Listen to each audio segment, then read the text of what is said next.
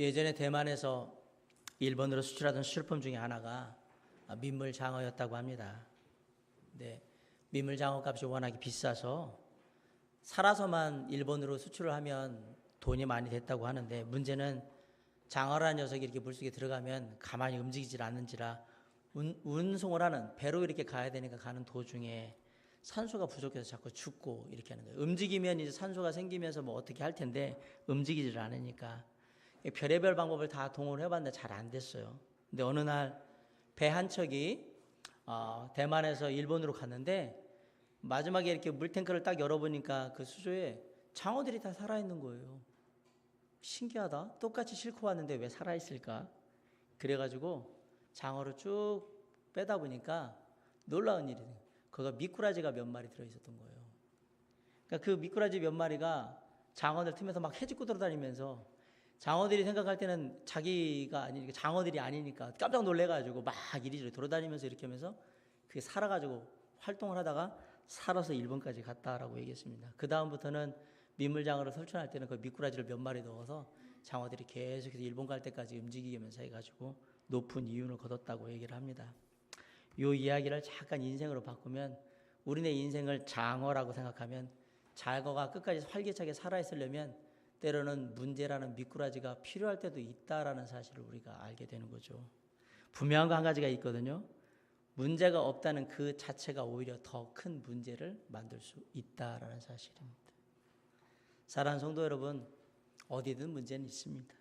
살다 보면 인생에 대한 잘못된 생각들 때문에 우리가 힘들 때가 있는데, 그 중에 하나가 뭐냐? 행복한 인생은 문제가 전혀 없을 거라고 생각을 하는 게 잘못된 생각입니다. 다시 말해서 행복한 인생 이퀄 문제없는 인생, 이렇게 잘못 생각하고 있다는 사실이에요. 그러다 보니까 우리가 무엇을 꿈꾸냐면 문제없는 인생을 자꾸 꿈꾸고 하나님 문제 없게 해달라고 하나님께 기도하는 일들이 벌어지는 거예요. 그런데 막상 우리의 인생에 문제가 없다고 한번 상상을 해보십시오. 처음엔 모르지만 나중에 시간이 지나고 나면 사람들이 게을러질 겁니다. 그리고 문제가 없으면 나중에는 나태해질 거고요. 삶을 사는 태도 자체가 아주 이렇게 늘어져 있을 거예요. 또 하나, 문제가 없으면 이런저런 유혹에 쉽게 넘어가는 그러한 삶을 살게 될 겁니다. 이전에도 제가 한번 말씀을 드렸는데, 맑은 날이 계속되면 그 땅은 옥토가 되는 게 아니라 사막이 되는 겁니다. 우리 얼마 전에 우리나라에 가뭄이 되게 심해가지고 충청도에 아주 큰 어려움이 있지 않았습니까? 그때 보세요. 가뭄이 계속 심해지니까 땅이 쩍쩍 갈라져서 거북이 등짝같이 되는데, 그 땅에 가뭄이 계속되면 어떻게 되는 거예요? 결국 땅의 모든 게 다 푸석푸석해지면서 사막이 되는 거예요. 우리가 사막이 되는 이유는 사막에 비가 오지 않기 때문에 사막이 되는 거거든요. 인생에 있어서 문제가 없는 것만이 우리 인생에 좋은 거라는 생각은 버려야 됩니다. 오히려 문제 없는 인생을 자꾸 추구하다 보면 그것이 우리를 타락하게 하고 나태하게 만들 수도 있다라는 사실입니다. 우리 주변을 살펴보면 이런 예들이 너무 많습니다. 가정이 어려울 때는 가정이 어떻게든 그 어려움을 극복하기 위해서, 또 뭔가 좀 나은 발전을 이루기 위해서 엄마도 아빠도 남편도 아내도 자녀들도 열심히 서로 힘을 합해서 함께 노력을 합니다. 우리 여기서 벗어나자라는 생각에서 열심히 노력을 하고 간절히 기도하고 그렇습니다. 그런데 어느 날 기도의 응답이 와가지고 문제가 해결이 됐어요. 그래서 이제는 아무런 문제가 없는 가정이 되었어요. 그런데 그 다음에 어떤 일이 벌어지기 시작합니까? 먹고 살만하니까 남편도 아내도 딴 데에 눈을 돌리기 시작합니다. 자녀들은 먹고 살만하니까 각각 제갓길로 가가지고 자기가 원하는 걸 하려고 합니다. 그러면서 집이라는 것, 가정이라는 데가 서서히 들어가기 싫은 지옥 같은 곳으로 변해가기 시작합니다. 물론 뭐 자기 각자의 삶에서는 기쁨이 있어서 즐거움이 있어서 그런지 모르지만, 그래서 그냥 계속해서 자기 삶을 사는 거예요. 나는 내 삶을 산다라고 가다가 인생의 끝에 딱 서면 나 혼자만 딸랑 서 있는 것을 알게 될 거예요.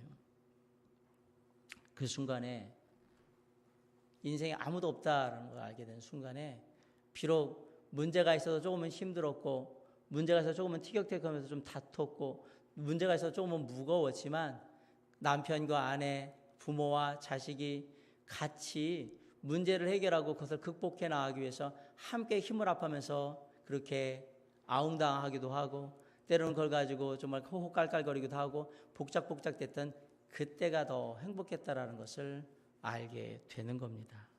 성경에 보면 수많은 성경의 인물들이 이러한 삶을 살았어요. 여러분, 그 위대한 이스라엘의 왕 다윗이 가장 큰 범죄를 이뤘던 밧세바를 간음하는 사건이 언제 일어난지 아십니까? 아무 할 일이 없어서 궁전을 거닐다가 밧세바를 간음하는 사건을 벌이게 됩니다. 이스라엘 백성들이 가장 많은 죄를 졌던 때는 언제인지 아십니까? 놀랍게도 먹고 살만하고 태평해지면 죄를 짓고, 또 그래서 돌이켜가지고 다시 서었다가 또 태평해지면 죄를 짓고. 이게 성경 무슨 얘기죠? 사사기 얘기 아닙니까? 가장 잘 먹고 잘 살 때에 가장 많이 범죄했어. 인생의 원리에서 가까이 생각하면 건강의 원리도 똑같아요. 건강한 사람들은 건강을 잘 안 지키죠. 평소에 몸이 좀 안 좋다고 생각하는 사람들은 건강을 지키려고 열심히 노력을 해요. 건강에 문제가 있으니까 조심을 합니다. 그래서 우리의 말에 이렇게 우스갯말로 이런 말이 있어요. 비실이가 3년 간다라는 말이 있어요. 그 얘기는 뭐냐면 건강이 안 좋아서 뭔가 문제가 있을 것 같은데 이 사람은 건강을 잘 챙기다 보니까 의외로 오래 살아요. 그런데 건강을 타고난 사람들은요, 몸을 함부로 합니다. 나 건강하니까, 나 튼튼하니까 라고 몸을 함부로 해요. 놀랍게도 세상에서 이렇게 일을 이루할 때 갑작스럽게 죽는 사람들의 대부분은 건강한 사람들이고요. 갑작스럽게 쓰러지는 사람들의 대부분은 신체가 아주 좋은 사람들이 많이 쓰러집니다. 우리의 인생 속에서 문제가 있느냐 없느냐가 중요한 것이 아니라요, 그 문제가 일어났을 때 우리가 그것을 어떻게 대하느냐라는 태도가 중요하다라는 생각을 한번 해보시기 바랍니다. 교회도 똑같습니다. 수많은 사람들이 문제없는 교회를 찾습니다. 좋은 교회 이퀄 문제없는 교회를 찾아 나서는데, 문제없는 교회 찾아 나서셔서 문제없는 교회를 찾으시거든 꼭 저한테도 얘기를 해주세요. 저도 여기 목회자 그만두고 문제없는 교회에 좀 가도록 하면 어떻게든지 한번 그쪽으로 저도 좀 가보고 싶어요. 혹시 이 땅에 정말 문제없는 교회가 있다면 꼭 좀 알려주시기 바랍니다. 그리고요, 혹 이 땅에 문제없는 교회가 있어서 여러분이 거기로 가면 놀랍게도 그 다음부터 그 교회는 문제 있는 교회가 될 겁니다. 왜? 당신이 거기를 갔기 때문에. 문제 없는 곳에 문제 있는 당신이 갔기 때문에 그 교회는 그 다음부터 문제 있는 교회가 돼서 당신이 생각하는 것과 전혀 다른 모습들을 보이기 시작할 거라는 사실이에요. 세상에 문제 없는 인생은 없습니다. 마찬가지로 문제 없는 가정, 문제 없는 직장, 문제 없는 교회도 없습니다. 본문의 예루살렘 교회에도 문제가 있었다고 얘기를 합니다. 충격적인 일 아닙니까? 왜? 예루살렘 교회가 어떤 교회입니까? 성령이 충만했던 교회입니다. 날마다 구원받은 영혼이 더해져서 엄청나게 부흥했던 그런 교회입니다. 사랑이 넘쳤던 교회입니다.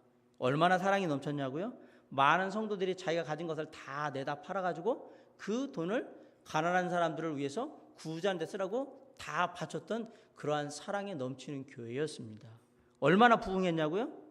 구원받은 영혼들이 막 3,000명씩 5,000명씩 더해져가지고 금방 만명교회가 된 엄청난 부흥을 이룬 그런 교회였습니다. 그곳에 하나님의 성령이 충만한 사람들이 얼마나 많았습니까? 그런데 그랬던 예루살렘 교회에도 문제가 있었다라고 말합니다. 어디든 누구든 문제는 다 있습니다.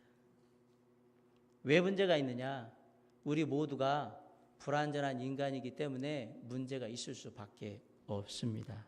두 번째는 우리가 사는 세상의 모든 것들을 내가 원하는 대로 다 컨트롤할 수, 주관할 수 없기 때문에, 그런 능력이 나한테 없기 때문에 문제가 있을 수밖에 없다라는 사실이에요. 당연히 우리는 날마다의 삶 속에서 믿지 않는 자들은 죄의 고통의 문제 속에서, 죄악의 문제 속에서 고민하게 되는 것이고요. 믿는 사람들은 직접적인 삶의 문제로 인해서 고통당하면서 어려워합니다. 그러한 사람들이 죄의 문제를 가지고, 삶의 문제를 가지고 나와서 죄의 용서함을 받고 삶의 문제의 해결책과 삶의 문제를 해결할 수 있는 희망을 바라보면서 주님 앞에 모여있는 곳, 그것이 어디예요? 교회입니다. 당연히 문제 있는 사람들이 교회에 나왔기 때문에 교회는 문제가 있을 수밖에 없습니다.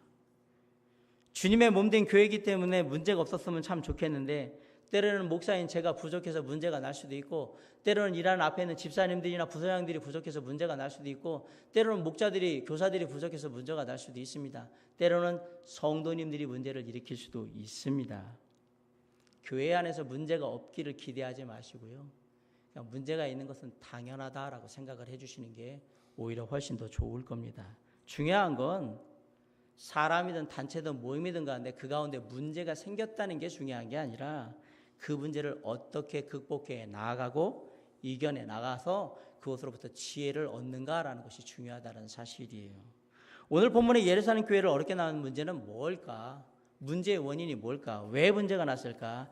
잘 아시다시피 5장에 보면 교회의 핵심 멤버였고 창립 멤버였다는 아나니아와 삽비라 부부가 짜고서 하나님을 속이는 사건이 나왔었죠. 그래서 하나님께서 강대상 헌금 바치는 그 자리에서 아나니아와 삽비라를 죽이심으로 말미암아서 그냥 끝내셨어요. 만약에 오늘날 이런 일이 우리 교회에서 일어났다 그러면 누가 우리 교회에 오겠습니까? 그렇죠? 교회 안 올 것 같아요. 겁나서라도 못 가겠는데, 왜냐하면 그 다음 차례가 나일 것 같거든요. 그럼 누가 이 교회에 오겠어요? 근데 놀랍게도 예루살렘 교회가 이 일을 다음으로 해가지고 더 부흥했다라는 사실이 놀라운 사실이에요. 그런데 이 예루살렘 교회에 아나니아와 삽비라의 사건 다음에 엎친 데 덮친 격으로 또 다른 문제가 생겼습니다. 1절을 한번 다 같이 한번 읽어봅시다. 1절 시작. 그때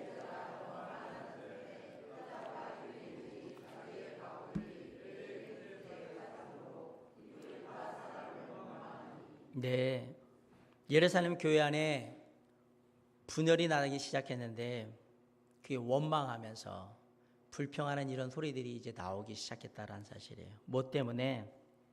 구제하는 것 때문에. 예루살렘 교회에는 두 부류의 사람들이 있었다고 해요.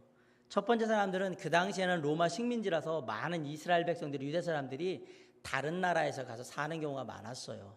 그들을 일명 디아스포라라고 부릅니다.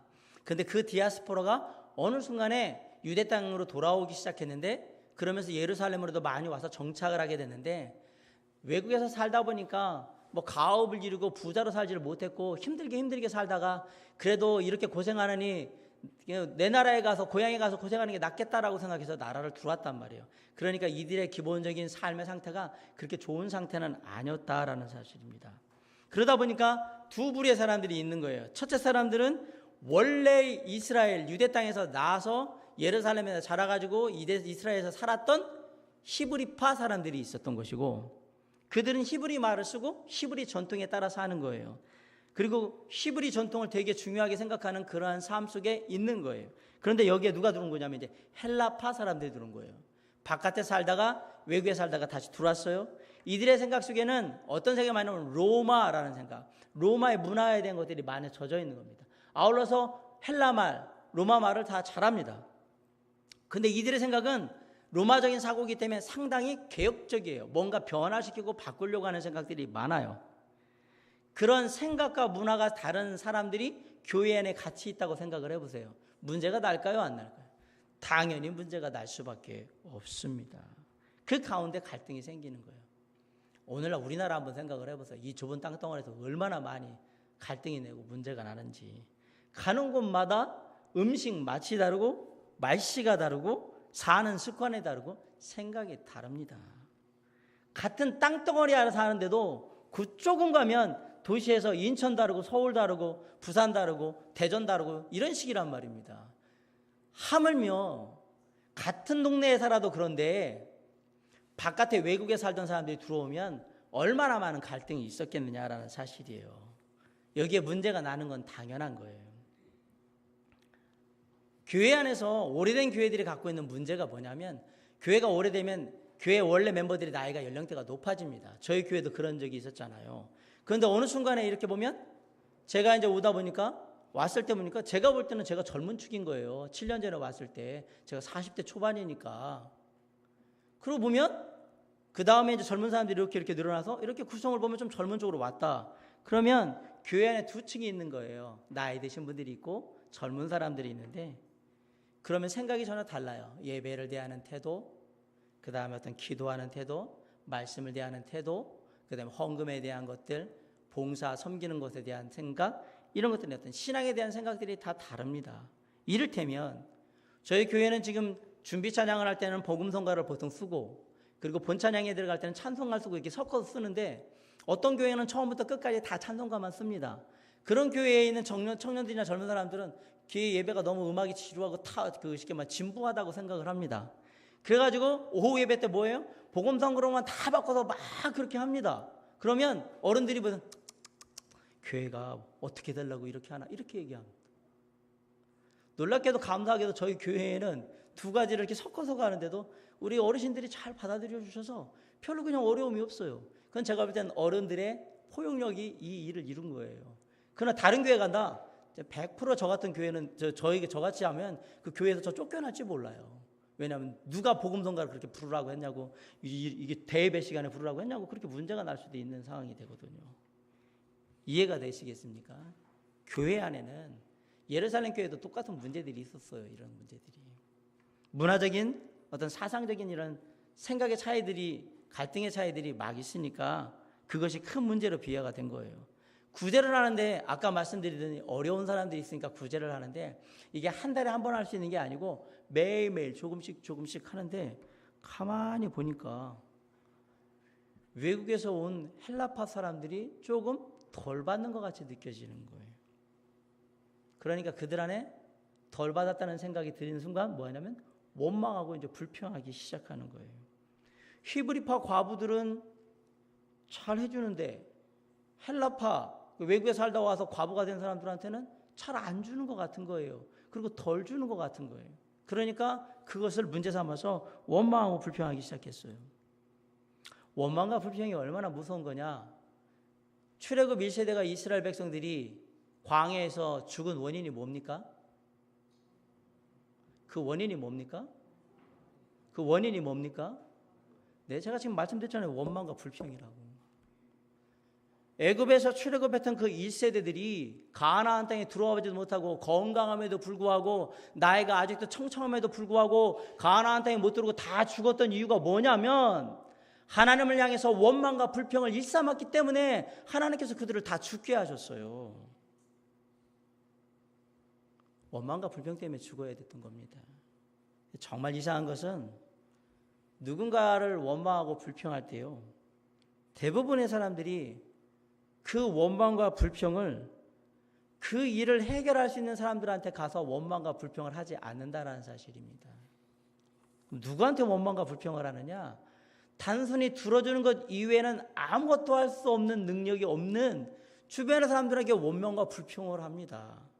차라리 어떤 교회에 대한 어떤 원망과 불평이 있다 그러면 목회자인 저한테 얘기를 하면 제가 참고로 해서 필요한 부분이 있다면 바꿀 수도 있고, 생각을 바꿔서 하거나 뭘 할 수 있는 그러한 능력과 권한이 목회자인 저에게 있습니다. 아니면 집사님들이나 목자들한테 얘기를 하면 되거든요. 그런데 괜히 애만은 옆에 있는 그냥 단순히 들어주기만 하는 거, 아무것도 할 수 없는 사람한테 원망과 불평을 하잖아요. 그럼 들은 사람은 뭐를 할까요? 아, 원망과 불평을 하는구나 라고 끝나지 않아요. 또 옆에 있는 사람들한테 단순히 들어주는 것 이외에는 아무것도 할 수 없는 사람한테 뭐를 하느냐? 원망과 불평을 또 하는 거예요. 그러다 보면 이제 교회가 이렇게 퍼지기 시작하면서 어느 순간에 교회가 하는 일들이, 앞에 있는 목사님과 집사님들이, 이게 재직들이 하는 일들이, 그리고 모든 일들이 다 원망스럽고 불평스러운 거예요. 그렇게 보이기 시작하는 거예요. 놀랍게도 원망스럽게 보이면서 불평이라는 생각이 딱 들어오는 그 순간부터 말이 많아집니다. 왜 교회가, 우리 교회가 이 모양이냐? 성도들은 왜 저렇게밖에 안 하냐? 왜 이렇게 에어컨 바람이 남들한테는 잘 가는데 나한테는 안 와서 덥냐? 선풍기는 왜 저 사람한테만 틀어주냐?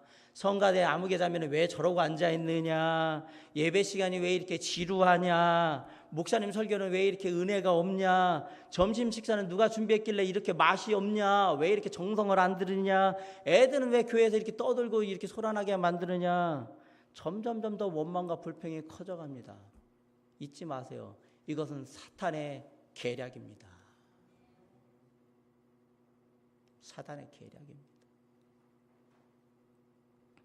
오늘의 이 문제가 예루살렘 교회의 작은 문제 같지만 예루살렘 교회는 지금 큰 문제에 직면하고 있는 거예요. 원망하고 불평하는 아주 큰 문제, 교회의 존립이 달려있는 아주 중요한 문제에 지금 달려있는 거예요. 하나님께서 출애굽했던 이스라엘의 첫 번째 세대를 죽음으로 내몰았던 그 원인이 원망하고 불평하는 것이었음에도 불구하고 초대교회에 지금 그 문제가 생긴 거예요. 감사한 것은 예루살렘 교회가 그 문제로 인해 쓰러지지 않고 오히려 더 부흥했다는 사실이에요. 이 문제를 극복했다라는 얘기입니다. 과연 예루살렘 교회는 이 문제 있는 교회에서 어떻게 극복해 나아갈 수 있었을까? 예루살렘 교회는 원망과 불평이라는 이 위기를 어떻게 전화위복의 계기로 삼을 수 있었을까? 저는 여러분과 함께 우리의 삶에 문제가 일어났을 때 그 문제를 해결할 수 있는 4가지 원리를 얘기를 할 겁니다. 오늘 2가지를 말씀드리고 다음 주에 2가지를 또 말씀을 드리겠습니다. 삶에 문제가 생기거든 지혜롭게 문제를 해결해야 하는데, 그러려면 첫 번째로 일을 중단하는 것으로 문제를 해결하라고 하면 안 됩니다. 무슨 얘기냐? 우리가 가장 빠지기 쉬운 유혹이 있습니다. 일을 하면 문제는 반드시 생긴다, 안 생긴다? 생긴다, 안 생긴다? 뭔가 시작하면 문제는 반드시 생기게 되어 있습니다. 그 문제가 발생할 때 대부분의 문제를 해결하는 가장 쉬운 방법이 뭐예요? 그만두는 거예요. 지금 예루살렘 교회에 문제가 생겼어요. 구제를 하다 보니까 문제가 생겼어요. 남 도와주는 일을 했는데 문제가 생겼어요. 실컷 남을 도와줬는데 돌아오는 건 욕만 실컷 먹었어. 원망과 불평을 계속하기 시작했다는 사실이에요. 도와준 사람이 문제가 아니라 도움을 받은 사람들이 지금 원망과 불평을 하고 있는 거예요. 어떤 경우든 이런 경우는 대부분 받는 쪽에서 원망하고 불평하게 되어 있어요. 그래서 예수님이 놀라운 진리를 알려주셨죠. 너희는 차라리 주는 자가 되라. 주는 것이 받는 것보다 복되도다. 주는 자가 원망하고 불평하지 않기 때문에 그래요. 그런데 받는 사람은 늘 안 받았느니, 적게 받았느니, 쟤는 3개 준 것 같은데 왜 난 2개 주느니 비교합니다. 계속. 부모님이 돌아가셨을 때 아예 유산으로 상속할 만한 재산이 없으면 자녀들이 싸웁니까? 안 싸웁니까? 안 싸웁니다. 근데 이게 몇 푼이라도 남아있으면 나중에 돌아가시고 나서 가족들 모이잖아요. 누가 더 많이 받았는데 왜 많이 받느냐? 내가 어머니 아버지 아플 때 내가 더 많이 모셨는데 왜 나한테는 이것밖에 안 주느냐? 나는 장남인데 왜 내 몫은 이러냐? 그러면서 싸워요. 근데 결국 잘 보세요. 주는 쪽은 누구냐고? 주는 쪽은 부모님이에요. 아버지가 어머니가 주시는 거예요. 받는 쪽은 누구예요? 자식이에요. 누가 원망하고 불평합니까? 우리 어머니 아버지는 왜 이것밖에 안 남겨가지고 우리한테 이렇게 하게 하느냐? 많이 남겼으면 좀 여유롭지. 많이 남기면 안 싸울 거라고 생각하십니까? 더 싸웁니다. 제가 여러분에게 좋은 제안 드립니다. 돌아가실 때 재산 있거든 다 사회에 환원하시거나 교회에 기부하시거나 좋은 일 이렇게 선교제 쓰시라고 다 주고 아무것도 남기지 마세요. 그게 서구의 기독교 문화의 기부 문화였던 거예요. 그래도 목사님 우리 애들 힘드니까 먼저 남기시면, 그래서 안 좋은 일로 서로 멱살 잡으면 하늘에서 땅을 치고 후회하실 거예요. 헬라파 사람들, 구제받는 사람들이 원망하고 불평하기 시작했어요. 그러니까 주는 쪽은, 도와주는 쪽은 얼마나 답답하고 억울하겠습니까? 도와주느냐고 실컷 고생을 했는데 욕만 잔뜩 먹었으니 얼마나 기분 나쁘고 얼마나 서운하고 얼마나 억울하겠어요. 내가 도와줬는데 니들이 나한테 불평을 해? 주면 받으면 감사한 줄이나 알아야지. 야, 줬다고 지금 나한테 욕하는 거야? 오늘부터 내가 도와주나 봐라. 국물도 없다. 그게 일반적인 반응 아닙니까? 그리고 뭐 하는 거예요? 끊어버리는 거죠. 어떤 일을 하다가 불평과 원망이 생기면 그 문제를 어떻게든 해결하려고 하기보다는 우리는 무슨 생각하냐면 됐어, 그냥 끊어버려, 그만해, 툭 끊어버려요. 초대교회 성도들은 그렇게 문제를 해결하지 않았습니다. 사실 어떤 문제가 생겼을 때요, 그만두는 것만큼 쉬운 방법은 없습니다. 그냥 그만두면 다 끝나는 거니까. 교회 봉사하다 보면 이런저런 문제가 생기죠. 그때는 어떻게 하시면 됩니까? 그만두시면 됩니다. 제일 쉬운 방법입니다. 성가대 하다가 기분 나쁘잖아요? 그만두시면 됩니다. 집사하다 기분 나쁘져요? 그러면 집사 안 한다고 그냥 사표 던지시고 그만두시면 됩니다. 목자 하다가 목원들이 안 따라오고 괜히 기분 나쁘게 만들고 힘들게 만들면 목자 그만두시면 됩니다. 얼마나 쉬워요. 이게 문제 해결의 방법입니까? 집사 안 하면 되고, 구역자, 목자 안 하면 되고, 교사 안 하면 돼요. 가장 쉬운 방법이며 우리가 가장 보편적으로 쓰는 방법입니다. 그러나 이것은 하나님의 방법이 아닙니다. 부부관계도 그래요. 남편과 아내 사이에 문제가 생겼어요. 문제를 해결하는 가장 쉬운 방법이 뭐예요? 갈라서면 됩니다. 문제가 생겼어요. 어떻게 해요? 갈라선다. 얼마나 쉬워요. 형제들 간에 성도들 간에 문제가 생겼습니다. 그럼 어떻게 해요? 교회 떠나면 됩니다. 아니면 얼굴 안 보면 됩니다. 얼마나 쉬워요. 그냥 중단하시면 돼요. 그만두시면 되는 거예요. 관계 끊으시면 됩니다. 안 보고 살면 되지. 이게 하나님의 뜻이냔 말이에요. 그러니까 같은 교회 다니면서도 그냥 안 보면 되지. 서로 얼굴 피하러 다니냐고 아주 힘드실 거예요. 아마 여기 있으면 저쪽 가 있고 저쪽 가 있으면 또 이쪽 가 있어야 되고, 그냥 저기 1층 가 있으면 2층 가 있어야 되고, 얼마나 힘들겠어요. 그것은 근본적인 해결책이 되지 않습니다. 오늘 저와 여러분 자신을 잘 돌아보시기 바랍니다. 혹 문제가 생겨서 과거에 하나님이 저와 여러분에게 맡기던 중요한 일이 있었는데 그만두신 적 있지 않습니까? 혹 어려운 문제 생겨서 하나님이 허락하신 아름다운 관계인데, 그게 부부의 관계든 부모와 자식 간의 관계든 형제 자매의 관계든 어떤 관계든 간에 그 관계를 포기하고 그냥 그렇게 살곤 하지 않았습니까? 하나님은 그것을 원하지 않으신다라는 사실. 모든 문제가 생길 때 문제를 해결하는 데는 수고가 따르고 고민이 따르고 고생도 따르고 희생과 양보가 따를 수밖에 없는 겁니다. 그럼에도 불구하고 하나님은 어떻게 해요? 그렇게 해서라도 문제를 해결하라. 그만두지 말고. 문제가 생겼을 때 지혜롭게 문제를 해결하는 첫 번째 방법이 뭐예요? 그만두지 마시고 끝까지 문제를 해결하라.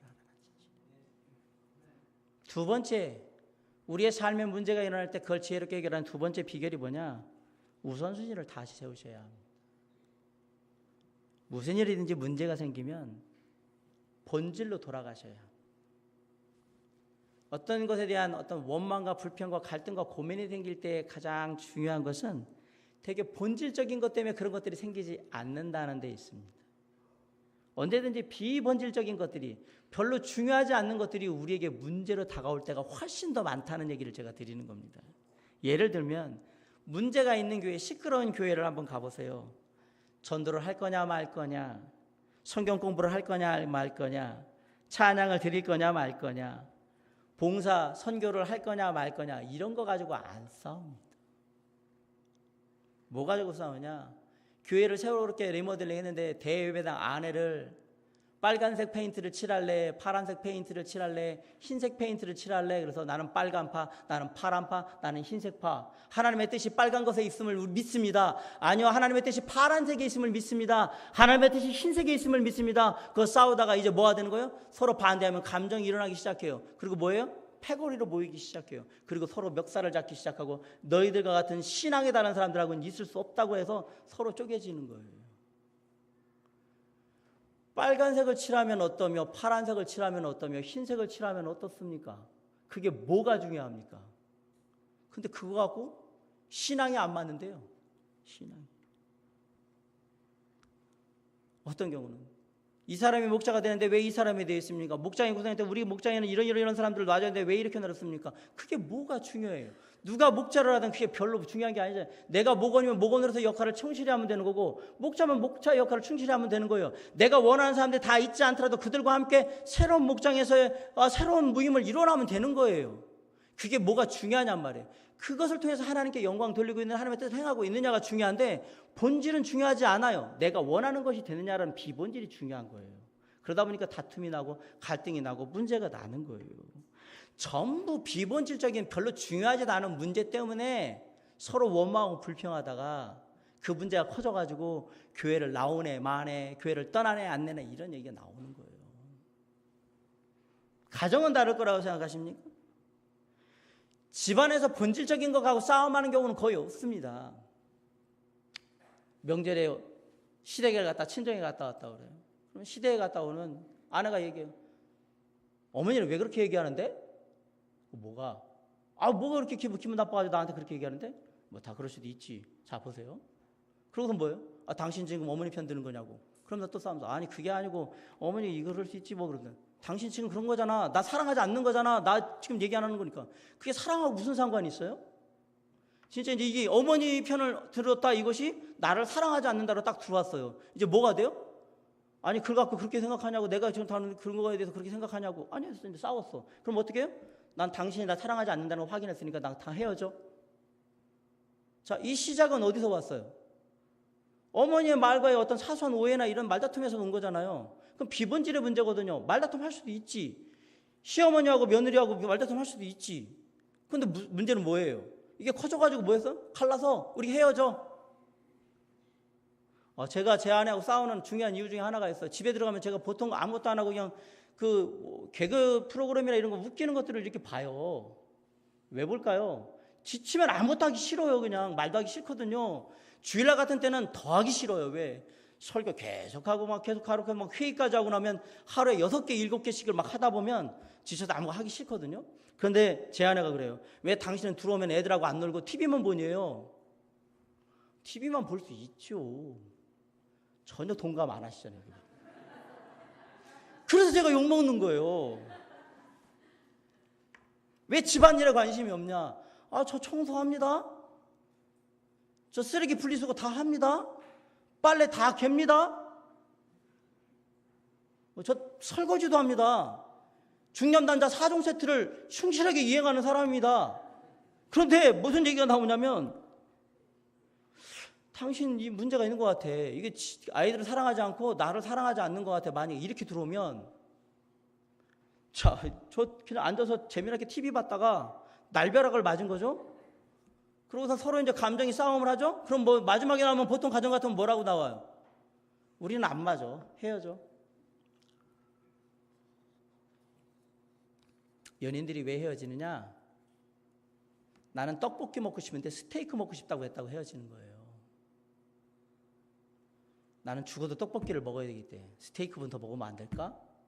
그게 뭐가 중요해요? 그러면 떡볶이 먼저 먹고 다음에 스테이크 먹자 하면 되는 거 아니에요? 아니래. 죽어도 이번에도 떡볶이, 다음에도 떡볶이래.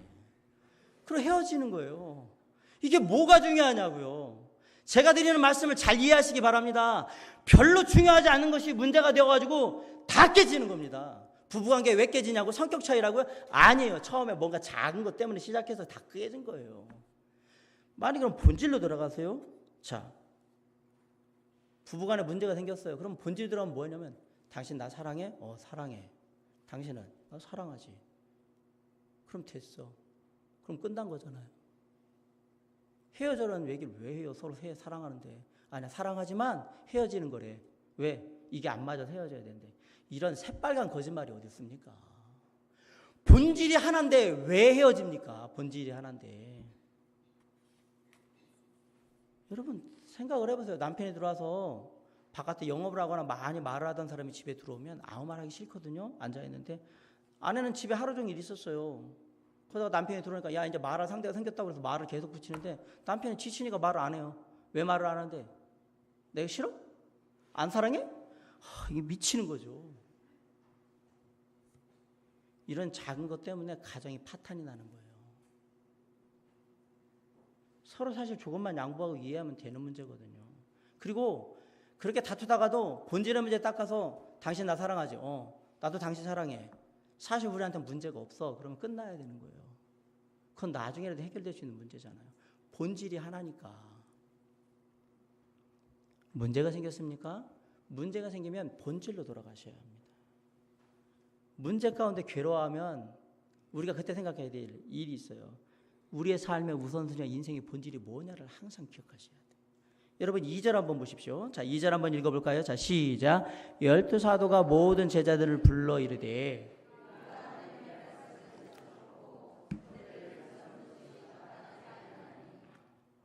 교회 안에 구제로 문제가 생겼을 때 12사도들이 한 일은 뭐냐?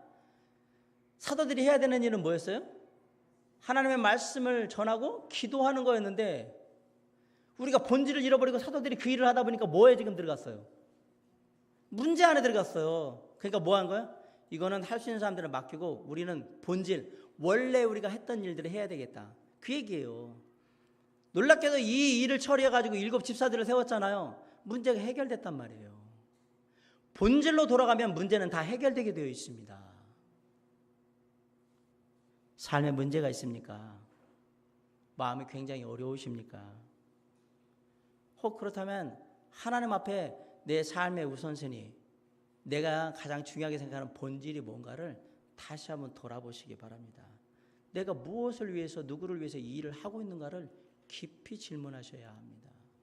대부분요, 여러분의 마음 가운데 갈등이 생기거나 고민이 생기거나 문제가 생겼고 삶이 요동칠 때는 대부분 여러분의 삶의 우선순위가 바뀌어 있을 가능성이 높습니다. 사랑하는 성도 여러분, 여러분의 삶의 가장 최우선순위가 뭡니까? 가정 중요합니다. 부부 중요합니다. 부모와 자식 중요합니다. 돈 중요합니다. 직장 중요합니다. 교회 중요합니다. 다 중요합니다. 모든 믿는 자들, 그리스도인의 삶의 가장 최우선순위는 그게 아닙니다. 중요하지만 모든 믿는 자들의 삶의 가장 최우선순위는 하나님과 나와의 관계입니다. 그게 제일 중요한 겁니다. 하나님과 나와의 관계가 온전하면 다 은혜롭고 감사하고 평안할 수밖에 없습니다.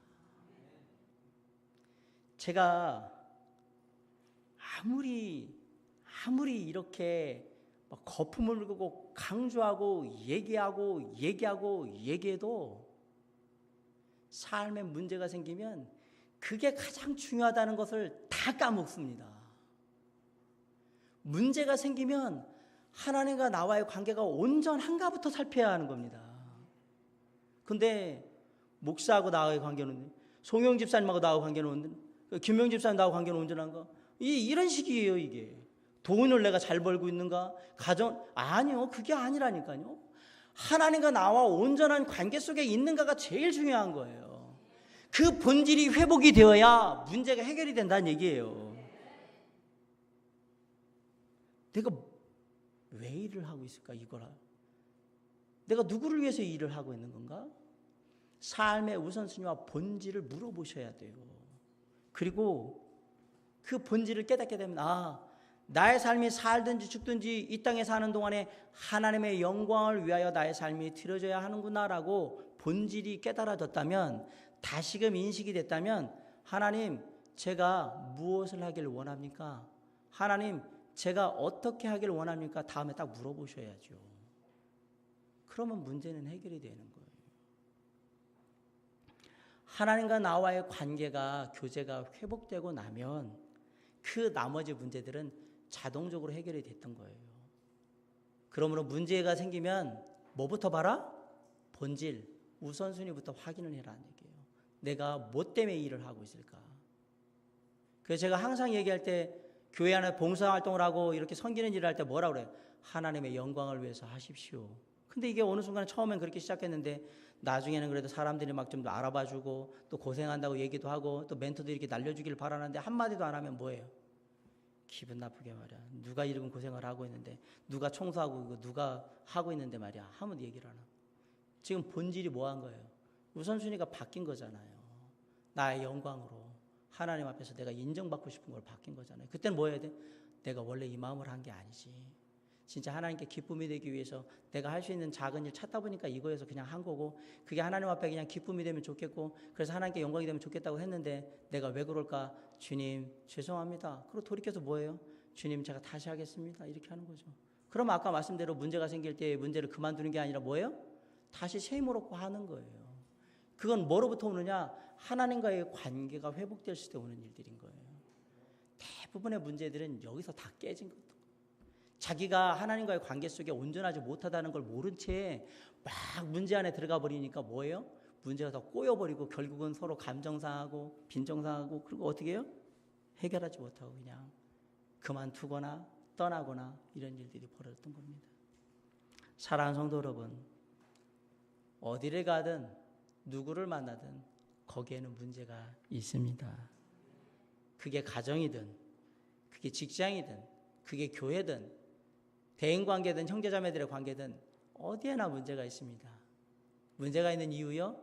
당신이 불완전하기 때문이 그렇고, 당신과 함께하는 사람들이 불완전하기 때문에 그렇고, 당신과 함께하는 사람들이 함께하는 그 상황을 두 사람이나 혹은 내가 다 컨트롤할 수 없는 그런 불완전한 상황이 늘 이어지기 때문에 문제가 될 수밖에 없어요.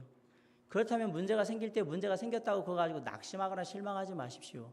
문제가 생기면 뭐 때문에 문제가 생겼는가를 살피시면 됩니다.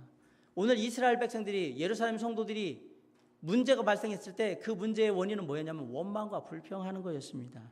근데 놀라운 것은 여기서 원망과 불평이 나오니까 구제를 끊어버린 게 아니라 지혜롭게 이 문제를 해결해 나가기 시작했는데, 지혜롭게 문제를 해결하는 첫 번째 원리가 뭐였냐? 이 일을 그만두는 것으로 문제를 해결하겠다는 생각이 아니고 끝까지 문제를 해결해 나가겠다는 생각을 가졌다는 게 중요하고, 두 번째, 내가 삶의 본질 우선순위를 삼고 있는 게 뭔가 라는 걸 다시 세우기 때문에 문제가 해결됐다는 사실이에요. 오늘 이 두 가지 원리 이외에 나머지 두 가지 원리는 다음 시간에 배우기로 하고요. 오늘 삶에 문제가 있거든 이 지혜로운 원리를 통해서 저와 여러분의 삶의 문제를 잘 해결해 나갈 수 있기를 간절히 바랍니다. 그래서 우리가 하나님 앞에서 예루살렘 교회 같이 문제로 인해서 쓰러지는 교회가 아니라 문제를 극복하고 더 부흥하고 성장하고 성숙한 교회가 되는 도림 성서 침례교회, 그리고 성도들이 될 수 있기를 간절히 바랍니다. 문제가 있는 것은 나쁜 게 아닌 겁니다. 문제가 있을 때 어떻게 그것을 대처해 나가느냐가 중요하다고 저는 말씀드렸습니다. 항상 그 안에 하나님의 지혜를 구하시고 하나님의 은혜를 구하신다면 하나님께서 그 문제를 해결할 수 있는 놀라운 능력과 은혜를 우리의 삶에 역사해 주실 거라고 믿습니다. 항상 하나님의 은혜 가운데 우리의 삶을 맡기고 승리함으로 말미암아서 더욱더 성숙한 모습으로, 더욱더 하나님 앞에 성장한 모습으로 주님을 섬기며 나아가는 도림 성서 침례교회와 성도들이 될 수 있기를 주님의 이름으로 간절히 축원합니다. 기도하시겠습니다.